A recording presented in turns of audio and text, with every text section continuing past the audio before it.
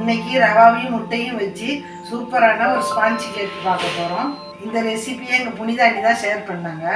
இந்த ரெசிபி ரொம்ப ஈஸியாக இருக்கிறதுனால இன்றைக்கே செஞ்சிடலான்னு இருக்கேன். வாங்க எப்படி செய்யறதுன்னு பார்ப்போம். ரவா ஸ்பாஞ்ச் கேக் பண்ணுறதுக்கு இந்த சின்ன கப்பால் ஒரு கப்பு ரவா எடுத்துக்கிறேன். இதை ஒரு மிக்சி ஜாரில் போட்டுக்கலாம்.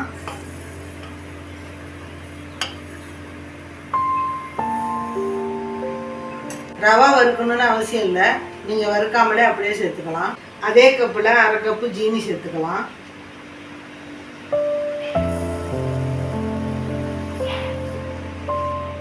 அரை ஸ்பூன் ஏலக்காய் பவுடர் போட்டுக்கோங்க. இதே முழு ஏலக்காவை போட்டிங்கன்னா 2 ஏலக்காய் சேர்த்துக்குங்க. இப்போ மிக்சி ஜாரை மூடி போட்டு அரைச்சி எடுத்துட்டு வந்துடலாம்.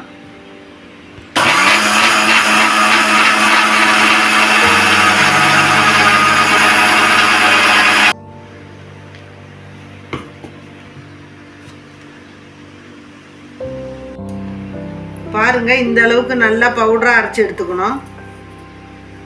இதுல 2 ஸ்பூன் நெய் ஊத்திக்கணும்.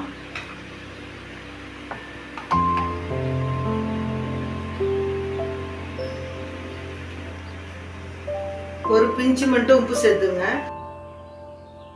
ரொம்ப சேர்த்துடக்கூடாது. 1/4 டீஸ்பூன் பேக்கிங் பவுடர் போட்டுக்கலாம். 2 முட்டை உடைச்சு ஊத்திக்கங்க.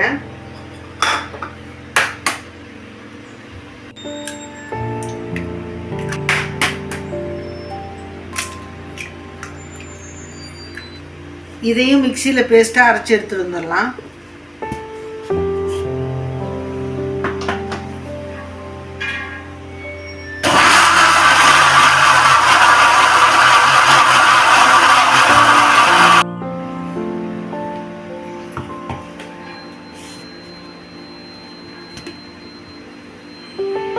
பாருங்க, நல்லா அடித்து எடுத்து வந்தாச்சு.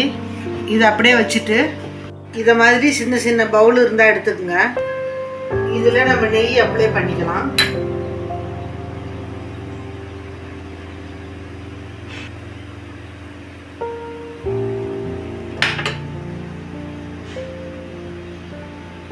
இது மாதிரி தடவி வச்சுட்டு நம்ம மிக்ஸ் பண்ணி வச்சிருக்கிற மாவை பாதி பாதி கிண்ணம் மட்டும் ஊற்றிக்கங்க.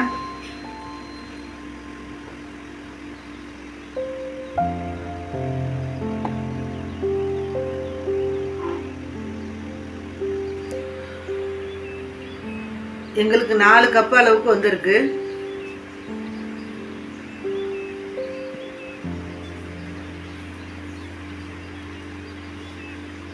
இப்போ ஸ்டவ் ஆன் பண்ணி ஒரு அகலமான பாத்திரம் போட்டுக்கோங்க. இது மாதிரி ஸ்டாண்டு இருந்ததுன்னா உள்ளே வச்சு இந்த ஸ்டாண்டு முழுகிற அளவுக்கு தண்ணி ஊற்றிக்கங்க. இதுக்கு மேலே ஒரு பிளேட்டை வச்சு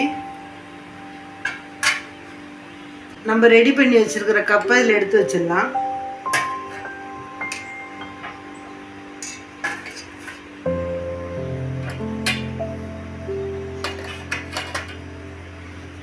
இதை மூடி போட்டு லோ ஃப்ளேம்ல 15 to 20 நிமிஷம் வேக வச்சு எடுத்துக்கலாம். இப்போ 15 நிமிஷம் ஆயிடுச்சு. ஓப்பன் பண்ணிடலாம். ஒரு ஃபோர்க்கை வச்சு குத்தி பார்த்தீங்கன்னா வெந்துருச்சா என்னன்னு தெரியும். பாருங்க, ஒட்டாம வந்துருச்சு. ஒட்டுச்சுன்னா இன்னொரு 5 நிமிஷம் வச்சுக்கோங்க. ஆறின பிறகு இதை வெளியில எடுத்துடலாம்.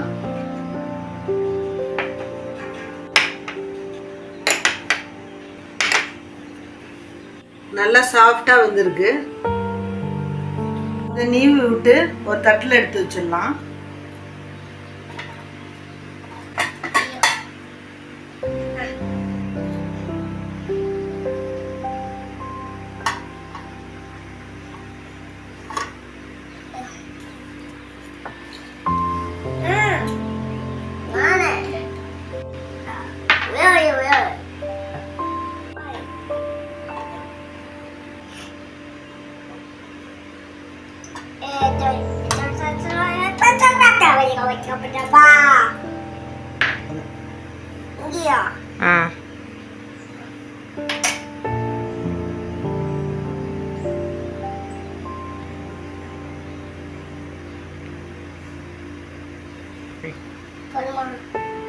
போதும்.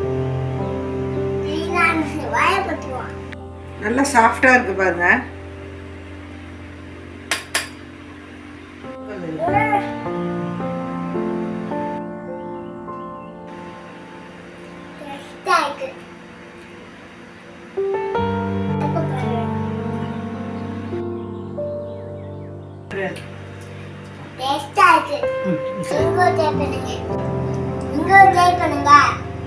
இதை நீங்களும் ட்ரை பண்ணி பாருங்க.